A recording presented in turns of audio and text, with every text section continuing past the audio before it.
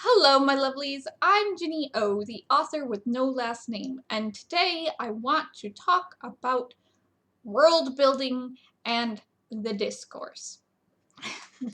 Now, the last 3 videos I did were about building a culture, or rather, world building for books or video games, or maybe you're doing a movie. It doesn't necessarily have to be strictly for, books. And I would feel a little negligent if I didn't talk to you about the discourse TM kind of surrounding world building and apparently retellings. So, in my kind of semi long career as both a fandom and a traditional or indie published author, or why don't we call it original IP author, I have seen kind of over time repeated conversations that tend to end up being about the same thing, even if they're not technically going over the same thing every time. So, what is the discourse? So, the discourse is this kind of argument from people who are online probably a little too much, who talk about what is and isn't okay as creators to use as inspiration or to have in your book, video game, art, movie, whatever, depending on your cultural and demographic background. Now, the general distilled argument tends to go down to, if you aren't such and such, you have no right to be talking about such and such. And this, and especially when they're talking, to, say, Americans who are writing for an American audience, it starts getting down to, you only have the right to talk about the culture or social group that you know. And as an author and as a creative person, this is exceptionally limiting.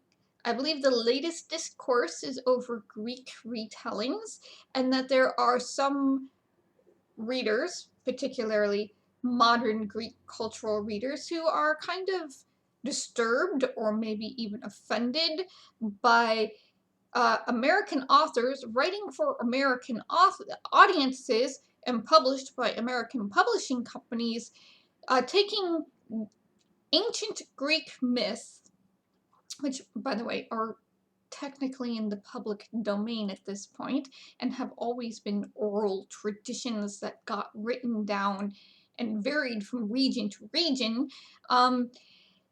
These Greek retellings and are they're telling new stories with them and inserting modern sensibilities or modern conventions into these myths, and they feel that these people have kind of missed the point.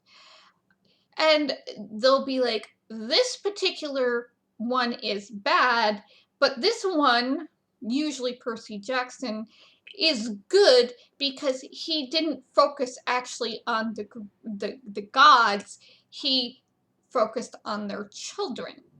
And yeah, I am kind of laughing there because coming out of what we consider the retelling type of massive tradition of fan fiction, what Percy Jackson is kid fic.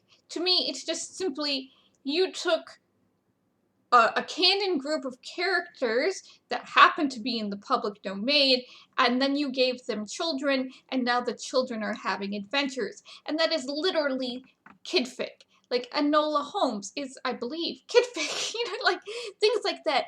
It's just kid fic.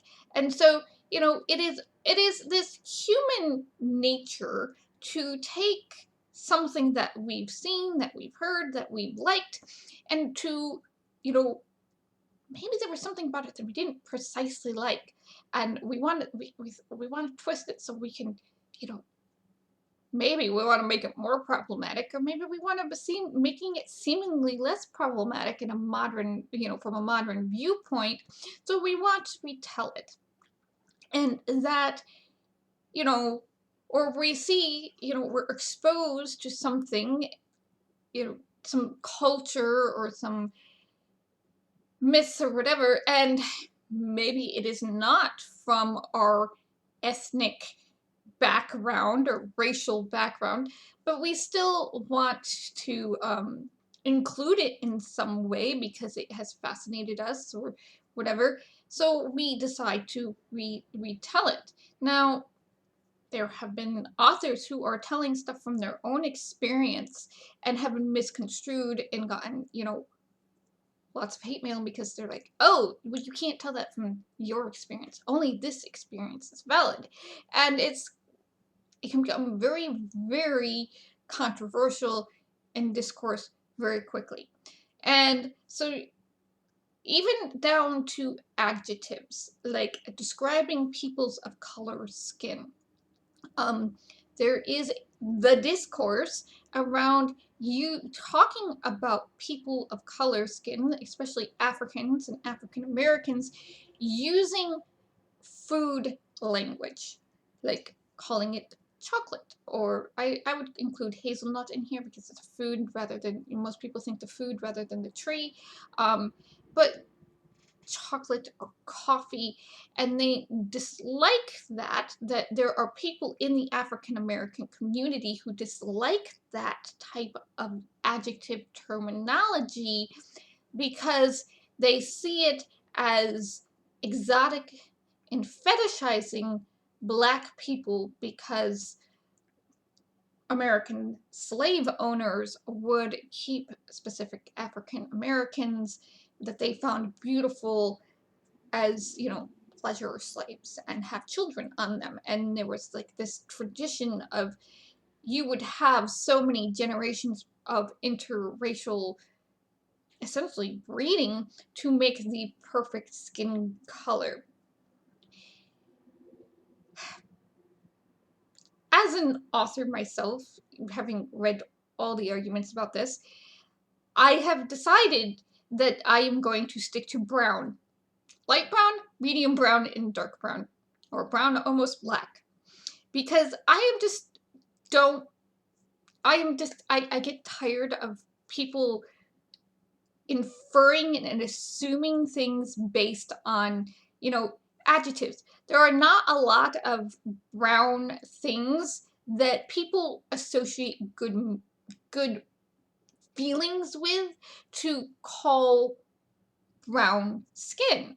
So the writing with color has created a whole list of, you know, color names that they find acceptable to use for brown skin, things like ochre and umber and teak, I believe. And my problem with that is those are very artsy terms, and not a lot of people know the very artsy terms. So when you're looking at brown, you know, even if you go into Pantone, I believe, I have 3 Pantone books: the Communicating with Color, the Something Else with Color, and the this one has the durable, calls it durable and earthy. So it's, they don't have names. Communicating with Color, weirdly enough, doesn't use names. Weird. Alright, does the color messages and meanings use the names? Because usually they have, sometimes they will have swatches and they'll tell you what the name is versus the, yes, okay. So the Communicating with Color has names. So they'll have tans, and then you'll see next to it they have chocolate coffee brown, and then they have earth brown. And so, you know, adjectives, even Pantone is not really great for coming up with good adjectives for brown, and Pantone is, you know, they've tried to make themselves the authority on color. So this is why, personally, I have, and this happened after I published my first book, so you're gonna come across adjectives for brown skin in my first book that are actually food related, but I also have a tendency to use cream for white, so for white skin, so I mean, I'm equally bad on both sides, I guess. But after, in Rodeo's run is when I believe I started using just brown. I thought I had caught it all in Lone Prospect before I published, but I didn't, so it's not 100% worth it to me to go back and just change out an adjective. So, but here's the thing. When something like that comes up, yes, you have to decide what you're doing as an author, but also you have to think about, do the readers know or care? Because a lot of times these discourses that come up or about details and things like that, the reader most likely doesn't know, and on top of it, doesn't care. I was reading a book by a Middle Eastern American author, and they were using henna. And they had this character sitting in a window using henna and applying it with a brush. And I'm looking at it, and I'm looking at it, and I'm going,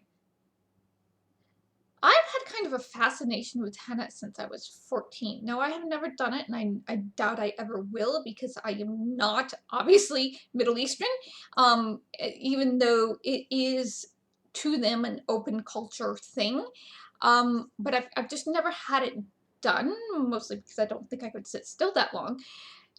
Ginny, you work at the computer. It's different. Just take my word for it. But every single thing that I have ever seen is that they use a cone. They use a cone because it's a paste. So you don't want to put it on with a brush. If you're using a brush, you're thinking more like watercolor, or whereas henna has more of a paste, like it has more pasty. It's like toothpaste or even oil paints.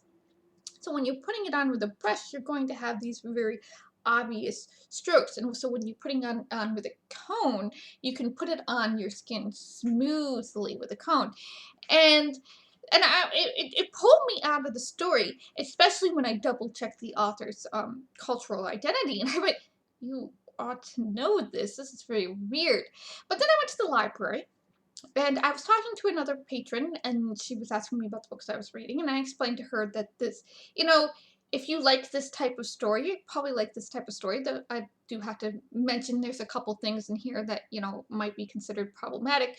And then I brought up the whole henna thing, that it just kind of dragged me out. I was very confused about it. And she's like, oh, I don't know anything about that. It wouldn't have dragged me out at all. I would have had no idea. And I'm like, yeah, I understand. This is a me thing, and I understand that. So when you're building a culture, and you're building a society, or you're talking about different societies in your world, there are kind of like two different types of societies in cultures in our world, okay? You have what are open cultures, and in open cultures, people outside the main group are invited to join in, or are forcibly dragged in through conquest, and they can participate in the traditions and the hairstyles, the dress, the food, the religious ceremonies. They're allowed to participate in that, even though they're not of the same ethno-racial background. And the one that is the best at both inviting people in and at conquering them is the Catholic and Protestant church traditions. Protestant churches try to do it usually through evangelicalism, sending missionaries. Catholics were kind of 50-50. Sometimes you got a choice, and sometimes you didn't. But Catholics, especially, were very, very good, because a lot of Protestant traditions came out of Catholic traditions. But the Protestants would go to a new area, or Catholics, sorry, the Roman Catholic Church, and as they were building their empire, would go to a new area, claim the land, say, this is our land now, and they would go among the local people, and they would find out their religious traditions. And in order not to offend them and, make them more open to joining the Roman Catholic Church, the Catholic Church would go, look, we are more than happy to let you keep your holy days and your traditions. We are just going to divorce them from your old gods. And, they will now have religious meanings related to Christ, to the Christian God, and to the saints. And and so this was a way for them to bring people into Roman Catholicism and not have the people rise up and murder them in their sleep. And that was the more peaceful way of doing it. There was other less peaceful ways of doing it. No one expects the Spanish Inquisition, type of thing. So that's an open tradition versus what is a closed tradition. Now, closed traditions are, things that are reserved for a very specific ethno-racial group. This can include manners of dress, religious ceremonies, and things like that. Closed traditions, specifically in the United States of America, are the indigenous people traditions. There is at least one tribe, their name starts with an A, that have specifically asked authors not to use a very specific indigenous creature that has been used in a lot of horror type of stuff. And I'm going to call it the Winnebago, even though it's not really called the Winnebago. I'm sure you can figure out which one it is if you know anything about Native American traditions or this particular thing. And the reason why they ask is, A, it is one of those not very sacred things, but one of those things they fear a lot. And in Native American traditions, very similar to Irish traditions, if you name something multiple times, you will draw it to you. And they don't want people around saying Winnebago all the time, basically. And because that can draw that type of creature to you. And the other thing is, the person who popularized this Winnebago thing in horror did it wrong. He deliberately did it wrong. And he appropriated an indigenous cultural name for his creature to give it legitimacy. He did not have to do this, but he did do it. And this is actually, hurtful to indigenous traditions. So this is the reason why the Cherokee have patented their geometric patterns, because they have spiritual and cultural significance. And, people were literally hurting them financially, top of it, but hurting their culture and hurting them financially by making blankets in these traditional patterns and selling them.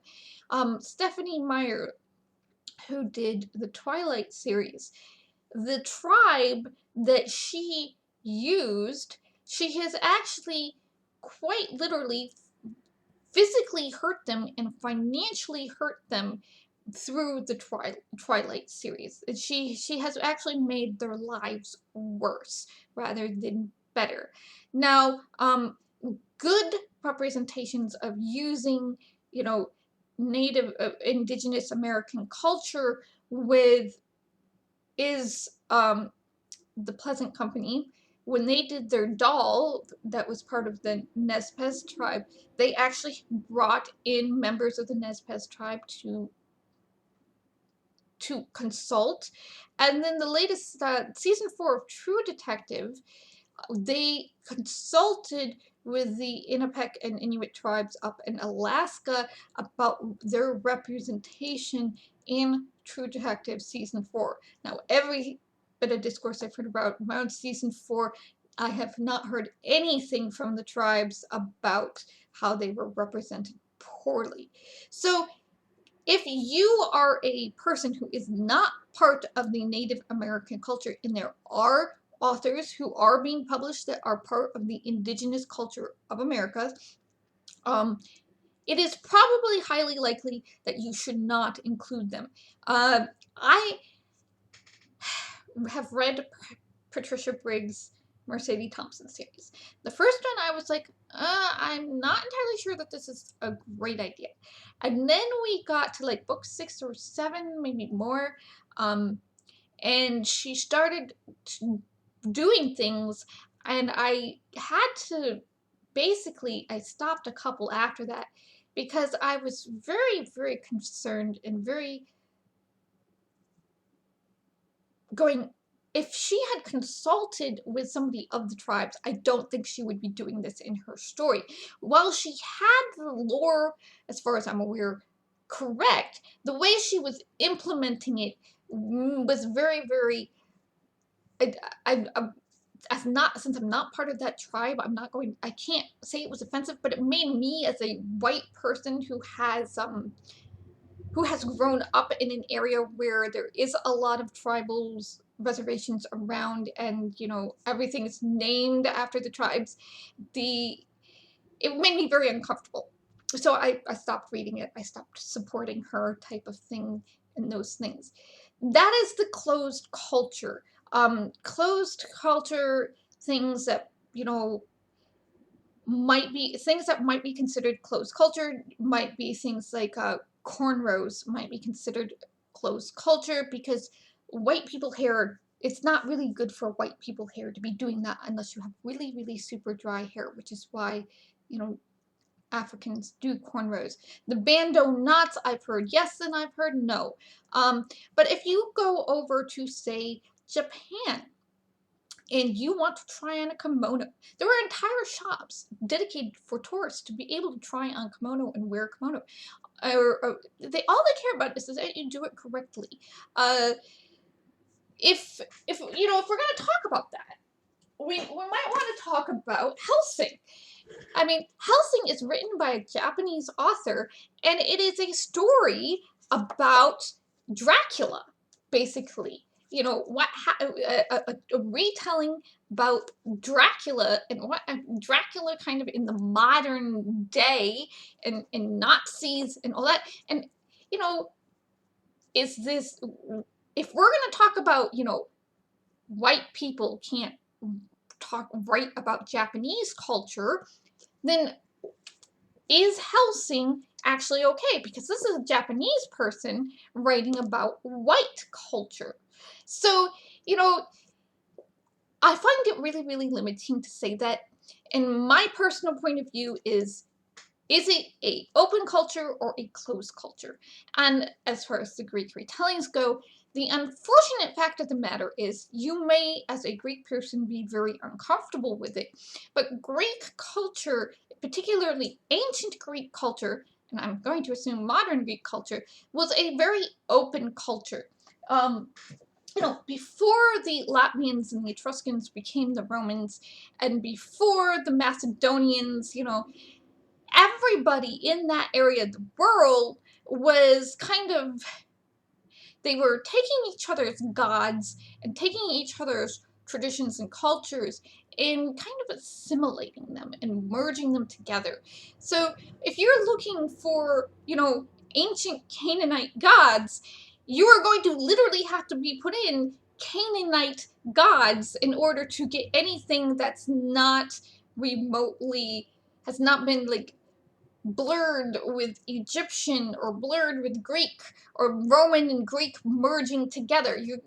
I mean, you can find information about it, but you got to be very, very specific. Why have I been very, very specific? Because I am not trying not to fall into what is called blood libel. So blood libel is a concept of that the Jews use blood sacrificial magic to do their stuff. And I'm writing a vampire rom-com, and I'm using names from that area of the world, so I'm trying my best to be like, I don't want to use names that have come up through the Hebrew and Christian biblical tradition, because I don't want to be accused of, you know, my vampires being Jews and drinking blood, and you know, it's like blood libel. Not something I want to be getting involved in. So a couple other examples of closed communities that I know about.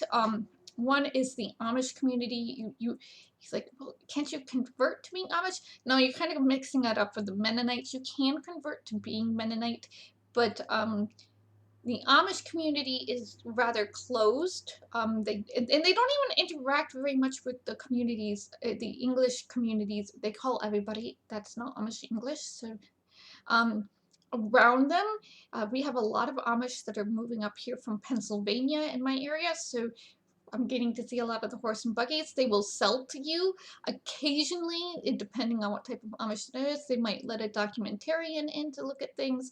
But every single Amish romance novel that I look at, I'm like, or Amish, or a cozy mystery novel that has to deal with the Amish, I'm like, this is very appropriative. Couldn't we just switch it to the Mennonite? You know, but the Mennonites and the Amish are not the same. They come from very similar traditions, but they're not the same. The Mormons might be considered a closed culture. Certain sections of the Mormons, certain sections of Judaism is very much a closed culture. And those are the ones I, in particular, know about. I have not studied every culture, particularly. I mean, there are so many cultures in the continent of Africa. There are a lot of cultures in the country of China, you know, that I particularly just don't know about because, you know, it's hard to learn about them while you're in the United States of America. Another closed culture might be considered the Romani culture, could be considered a closed culture, even though, you know, you've had the shows, you know, My Big Gypsy Wedding or whatever it is, you know, it might be considered a closed culture because you cannot, you know, participate in it as kind of an outsider, that type of thing. So as a author, particularly myself as an author, there are certain stories and certain, you know, things that personally I've never experienced, and because of my skin color, I would just never write stories about them. And if I did write a story, you know, about a person of color as a main character, it would just be that person of color having adventures in a fantasy world or a science fiction world, and I would never ever try to address things such as racism and microaggressions. I would just want them having adventures in this world, and I would feel very, very still kind of uncomfortable doing it because there is American African American culture, and there's like 3 different versions of that, plus African cultures. Most of the books that I can find that relate to that deal with Nigerian African culture, in specific the groups in Nigeria. So I would not feel comfortable, you know, writing books from the point of view of a Latina person or a point of view of an African American person. Um, like, because I just don't know enough, and I don't know, even to an extent in America, Asians have been a marginalized group in America, so I would not feel comfortable about writing an Asian American story either, type of thing. Um, but as authors, we need to understand that these places exist, and we cannot always limit ourselves to, you know, just what we know and have grown up in. You know, if you're white bread American, the only thing you can write about is rural white bread America. That's limiting, and in, you know, not even a genuine good argument, because, you know, all the research that we can do about, you know, about things over our immigrant cultural traditions that came with us from Europe. We might not, share, we might not know the language, but we can still certainly learn about our traditions and whether or not they were absconded with by the Catholic Church or not. The other one I've heard recently is about Rebecca Yarros and the Iron Flame, and the one after that, and the difference between Scottish Gaelic and Irish Gaelic, and most people would never have known that. Most people would never know that there was a difference between Irish Gaelic and Scottish Gaelic, and that's, well, the more you know, the more you learn. And I believe she's British, and so she's British, and she didn't even know that. So she's learned something. People are complaining that well, it's hard to learn about Celtic traditions and, stuff, because everything we learn now is about for tourists. In my fantasy books, I went out of the way to make my elves just like long-lived people with green skin and, nature powers, but I'm not like Laurel K. Hamilton, and Laurel K. Hamilton really did try to use, Mab and characters out of Celtic myth in Welsh myth to populate her rather sexy. I tried to get rid of them. Nobody was taking them, so I took them back. These Mary Gentry books. And whether or not you're comfortable with that's up to you as, a reader. But here's the thing. So when you have a tradition that's Celtic Fae, or the Tuath Drian, or if you're talking about something like the Mary Lid, or, maybe you want to know about the Shaker traditions, or maybe you've read Percy Jackson, and now you're, like, really interested in Greek myth. This is a way in fiction for people to learn about things that they really didn't know about. And just because you have a retelling or an adaptation doesn't mean that the original isn't out there and still exists. Let's take Narnia. I'm going to grab my BBC versions. Narnia. This is Narnia. This is the BBC version of Narnia, which was a television show, and I didn't know that because I had the movie versions. But Disney did their adaptation of The Voyage of the Dawn Treader. Now, the BBC version of The Voyage of the Dawn Treader is very, very close to the book. Mind-numbingly close to the book. There's like couple very interesting things to it that I really liked. I mean, I really liked Eustace in this one. The Eustace actor did a great job. But it is not necessarily really a good movie. It's not. It does not. The Voyage of the Dawn Treader was Lewis's allegory about the Christian life. Because he liked writing allegories for some reason.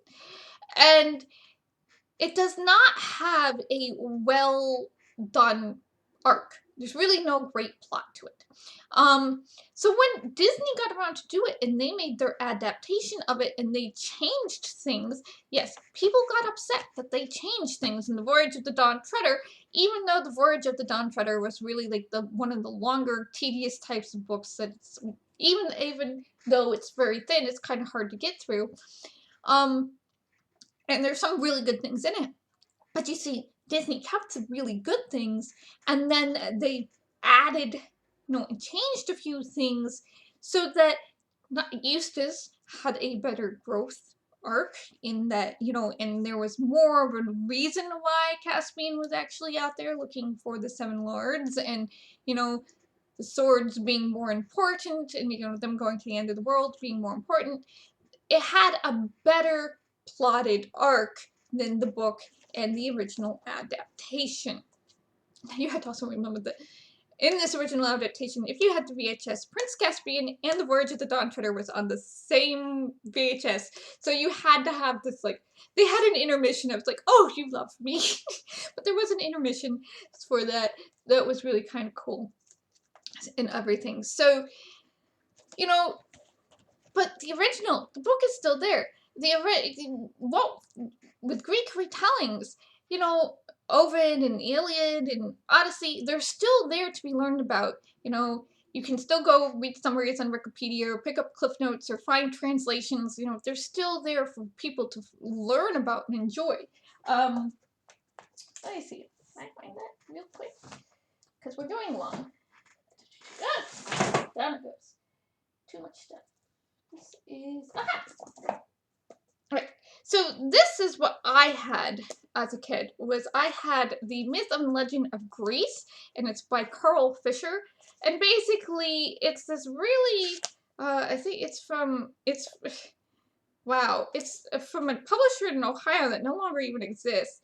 And it was published in 1968. So I think this is either one of my father's books or my uncle's books.